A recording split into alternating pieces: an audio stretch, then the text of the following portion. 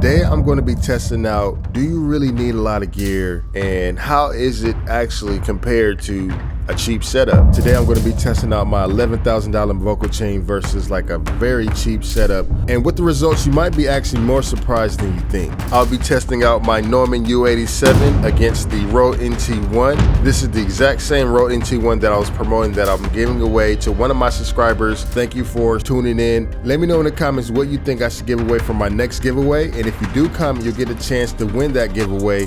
And also go ahead and like and subscribe if you want more content like this. Alright gang, so I kind of been wanting to do this video for a little while now, but I had to hold it back because I got some new gear coming in pretty soon that I just can't wait, and I'm just going ahead and just shoot this video while I have the chance to, because I gotta go ahead and ship this microphone off to one of you subscribers that actually won this giveaway. But yeah, let's go ahead and show you exactly the difference between a more expensive setup versus like a very cheap setup. And one of these microphones is actually plugged into my $11,000 vocal chain, the NT1, the SSL Fusion, two different compressors, one of them being the stressor compressor for compression, and another one, the successor compressor, just for de-essing the vocals a little bit more.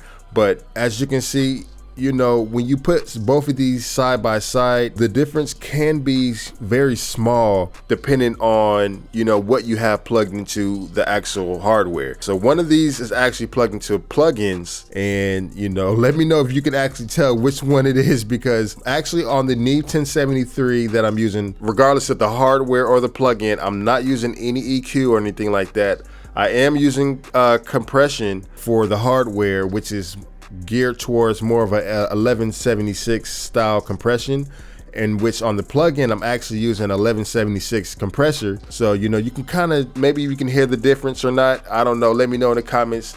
Let me know which one you think. One of them is A, one of them is B, and let me know if you could tell which one you think is the more expensive setup. People might tell you, you know, it's not worth it to get gear or hardware, and you know, in some cases that can be true, you know, depending on your actually worst case scenario. You know, it might not be worth it to get, you know, spend a lot of money on gear and stuff like that. You could be just fine with the plugins. But for some people, you know, depending on your actually work situation, it might be way worth it to just go ahead and get the gear. Personally, I've been using hardware for my vocals for a very long time, and honestly, I don't think I'll ever go back to plugins. The only time I will go back to plugins for tracking vocals and stuff like that is if I'm not in my studio. You know, I do have a setup where I can like kind of take my gear out of my desk and like bring it on to like different locations and stuff like that for traveling. But you know, honestly, you know, it's really a hassle, you know, when you're traveling and you know, you bringing that to the airport. You know, you got to worry about, you know, are they going to take care of it? And majority of the times, you know, when you're at the airline,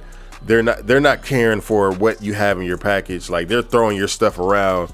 And you know, one time I took my stuff onto the airplane and it got a little wet. You know, it was raining a little bit, and you know, good thing my carrying case did have some weather sealing implemented in the case. But other than that, it was still fine. It worked just fine. But in the back of my mind, just thinking like, dang, I hope they really take care of my stuff, because that costs a lot of money. But hey, here we are today. I'm still using it. But you know, now I'm going to tell you which one is actually plugged into the hardware.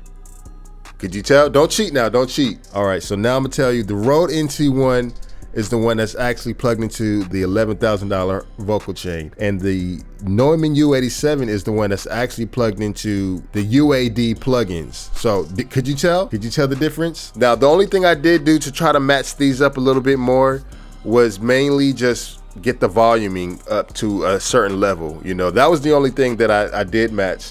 As far as EQ wise, my SSL Fusion does have a little bit of EQ on it on the top end and on the bottom, just a little bit, that I usually set up for my vocals, and I just left it the way how it is. But as you can see, when you plugging in a cheap microphone into a very expensive vocal chain, you're almost getting pretty similar results. And I know for sure that with the Rode NT1, like, I really like this microphone, and it kind of gives me more of that Neumann kind of sound, just a little bit, not necessarily 100%, but you get a professional sound with a very cheap microphone, especially when you're plugging it into expensive gear.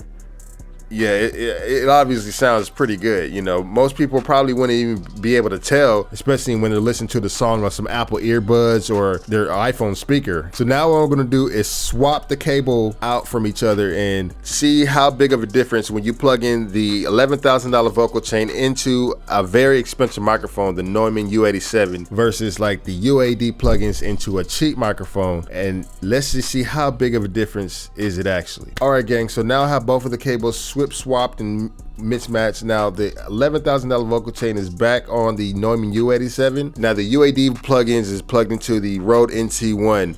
Now I didn't change anything. Same thing as before. I didn't change nothing else. Looks like everything is almost pretty much vocal like match as far as like volume. Now can you tell the difference as well? You know, the Neumann U87 is now plugged into some really great hardware. Now it could probably open up a little bit more. I did a small A/B test, and I could tell that there were just a little bit more detail in the Neumann U87. And also with this video, I'm not going to do any processing after this. The plugins that's already processing this. I'm not going to do any other stuff on the back end, but let me know what you guys think so far. This just was an interesting test or a quick video that I wanted to do just to try out to see, you know, using cheap gear plugged into some very expensive, you know, hardware can really take you a long way depending on, you know, if it's really worth it for you or not. It might not be worth it. It might be worth it for you depending on your work case scenario and what you're actually doing with music or not. You know, if you're just recording your grandma, you know what I'm saying? Hey man, just get the cheap stuff.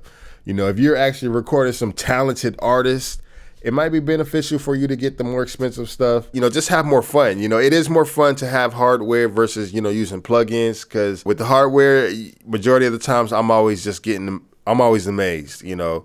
I'm always like, dang, I didn't know I could get this type of sound in my living room. This studio is in my living room, you know what I'm saying? So yeah, let me know what you guys think. Do you guys think it's worth it? Let me know what other videos you guys want to see on this channel. This is probably the last time I'm going to be recording with this camera setup. So I'm in the process of updating my studio. I appreciate all you guys for watching my videos. Make sure you add me on Instagram, TikTok, and X. You guys stay safe. Peace.